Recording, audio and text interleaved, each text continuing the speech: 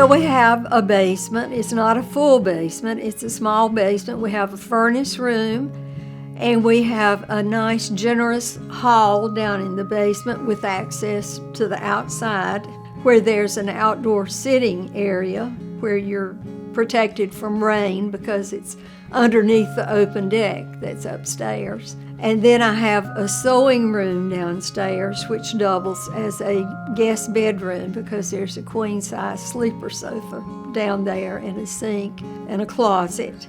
And it's just cozy. It's cozy down there, and it's really quiet and private. And under the open deck, there's beautiful rock work that was done by Richard Story out of Lenore, and that was a later project that Bert and I did as well. And we incorporated a root cellar, which has 2 rooms in it. It has ventilation, it has power in it, and the root cellar would make a wonderful sauna or a wine cellar.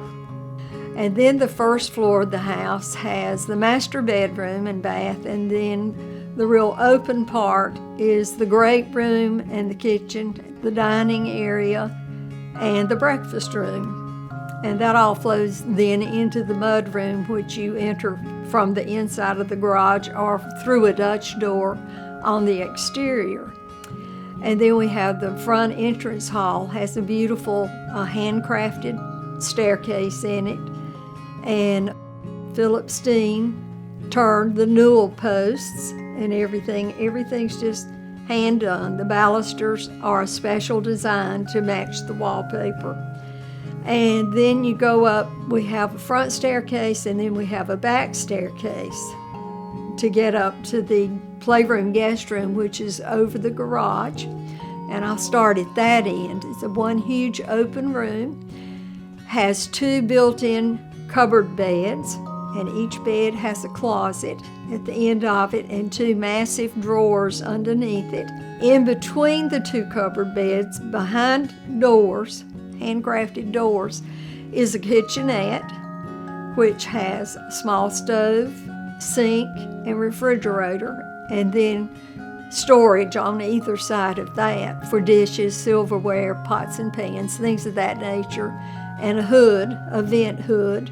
And then we have a bathroom, which has a large corner shower in it, and then a loft, a sleeping loft also, where there are 2 twin beds.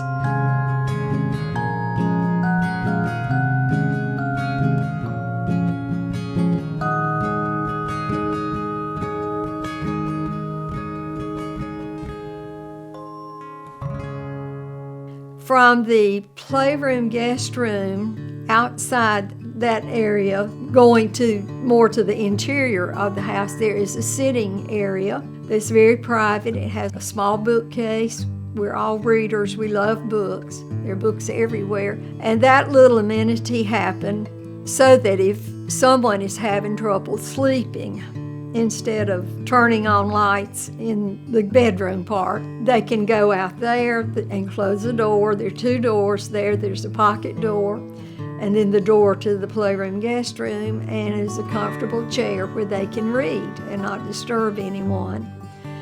And then also off that little hall sitting area, there are 3 beautiful heart pine doors there. And one door opens into a closet where the dumbwaiter comes upstairs from the laundry room so it can be unloaded. And then there's a little back set of steps that go up to a heat exchange area, which is wonderful storage as well. And then from the sitting area, there's a pocket door, and there's an area that overlooks the kitchen with custom railings, handrail, and balusters. And that's a cozy little area where you see the chimney rising through the house, and you see the beautiful craftsmanship of the stonemasons. It's just beautiful. And then there is another door there that goes into a bedroom with twin beds, a reading nook up in a loft, and a nice large bathroom on the north side of the house with a wonderful view of the mountains to the north.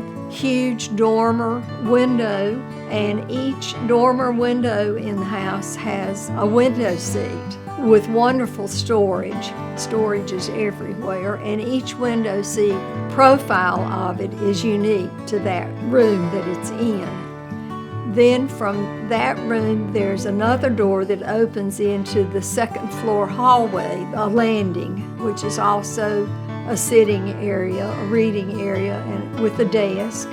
To the left of that area is the office, which is paneled entirely in wormy chestnut. We didn't realize that we had acquired huge wormy chestnut logs, but our builders recognized it as wormy chestnut. So they hauled those logs up the mountain to a sawmill, and they turned it into beautiful paneling. So the entire office is paneled in wormy chestnut. All the cabinetry is wormy chestnut as well. That's on the front of the house with a large window that overlooks the South Mountains.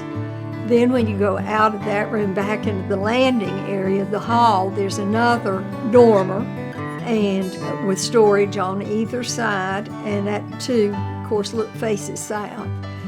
Then you go into our daughter's room, which has the dormer as well. She has bathroom dressing area situation, all one room on the north side of the house. Then in her bedroom, there's like a little secret set of a stairway that goes upstairs to another sleeping area that has twin beds in it, a little sitting area, and a door that gives you access to the heat exchange for that half of the